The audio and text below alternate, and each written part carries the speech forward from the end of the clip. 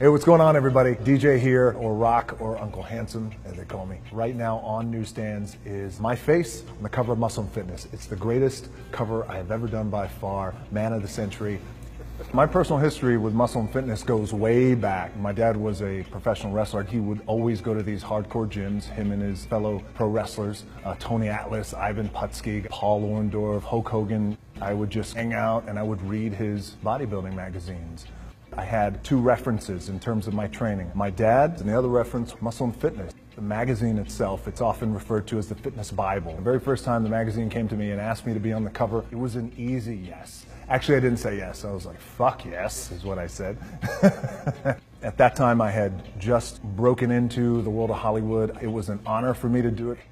The very first time I worked out in the gym, I was with my dad. I would get on the wrestling mats with him, bend my body into pretzels until I tapped out. And finally, when I was about 10 years old, he let me hit the weights. The very first exercise I did was a bench press, put on 225s, press that up. Like, all right, you ready to go to the 45s? I was like, yeah, let's go to the 45s. 145 on each side, 3, 2, 1, gave it to me, and I got buried. And I made it a point, like I was gonna push that up the very next week. So all week long, I did push up. I went in the gym the next weekend, Saturday morning with my dad, and I pushed it up.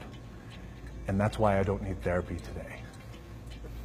Being the man of the century for Muscle & Fitness, it's an honor. It's not a right just because you become a star. I've had the opportunity of being on every magazine cover in the world. We've had amazing shots, Rolling Stone, GQ, Details, Esquire. To be man of the century for Muscle & Fitness is by far the best cover, the greatest thing that's ever happened. So when I was 13 years old, we got evicted out of my place, out of our little apartment in Hawaii. I had no place to sleep, but I knew at that time the men in my life who I aspired to be were all these men who went to the gym, who were on the cover of Muscle & Fitness, by the way. Arnold, Chuck Norris, Clint Eastwood, you name it. I'm very grateful, and I hope I do the magazine proud. Meeting Joe Weider was an honor. He was all things that I had hoped him to be.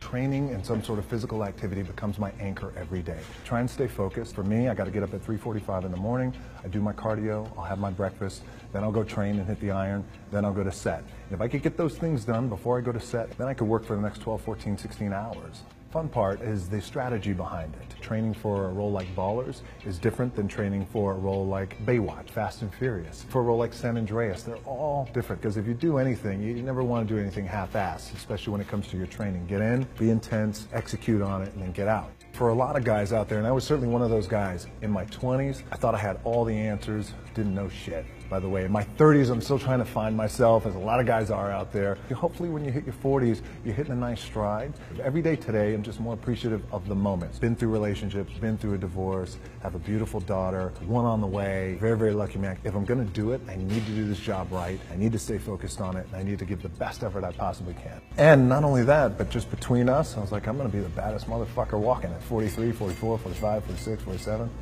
Social media for me it's become the most valuable asset I have.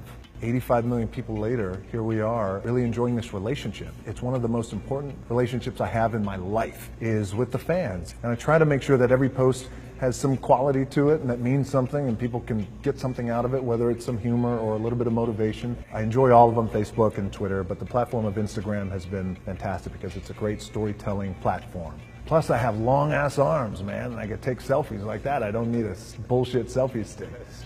We just signed an incredible deal with Ford, which we're all very, very proud of. It's an incredible partnership, spokesman of service. We want to do something that's never been done. And then we felt like, collectively, the most powerful space is servicing the people.